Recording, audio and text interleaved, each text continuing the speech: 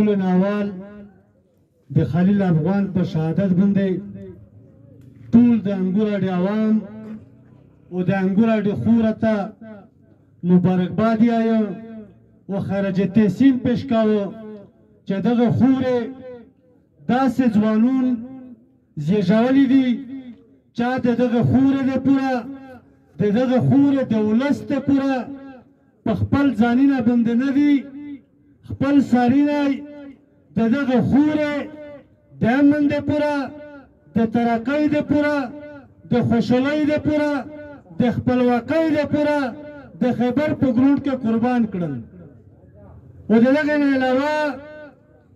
زه یو بیا د انګور اډې عوام ته مبارکباد یایم چې تاسو خپل قانوني آئینی او جمهوري حقوق د پوره د تېره 12 میاشتې نه چې کوم جدوجهد کړی وکړ او تاسو په خپل موقف باندې یا تر نن ورځې پورې قایم یئ په هغه کې موږ د خپل واس مطابق حصہ چاولی دو نو په دا باندې حضرت تاسو ته خراج تحسین پیش کوم نن څه وخت مخه د انګور اډې مسله صرف د انګور اډې وه چې په هغه باندې د وړه خلک ځون غمجن نه بوله یا د ډاک خلک ځون غمجن نه بوله خو نن شکر الحمدلله چې نن د انګور اډې د ګډ په مسله باندې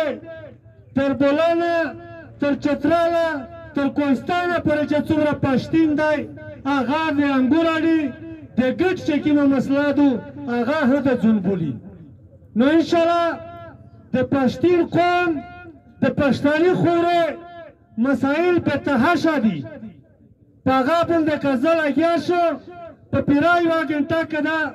خبره نه ختم کېږي خو د انګور اډې خلک ته د انګور اډې ولس ته دا یو زه ډاډ درکوم چې د تو د باډر د تو د ګډ چې کومه مسله ده هغه نن ټول پښتین قوم په خپل لوس کې ور واخیستی دو نو انشاءالله هغه وخت لرې نه دی چې دا کوم ظلم جبر بربریت ادارې کړ انشاءالله وخت نږدې دی چې مزید دا ریاستي ادارې د یک جبر ظلم بربریت جاري ساتل دی نشي کړلی نو انشاءالله د ده یو شکست وي د انګور اډې د عوام د انګور اډې د خوره وجید وي نو په دغه سلسله کې سابو د وړه په بازور کې هم یو ولسي پاڅون دی نو د ټول انګور اډې د عوام نه د موږ دا درخواست دی چې په هغه کې د موږ سره شرکت وکړئ ځکه چې نن د موږ د ټولو پښتانه چې کومې مسلې دي هغه یو شویې دي د هغې نه پوره متحده په یوه ځای باندې جدوجهد کې تفصیلي خبره و ملک ګل محمد درته کو مننه شکریه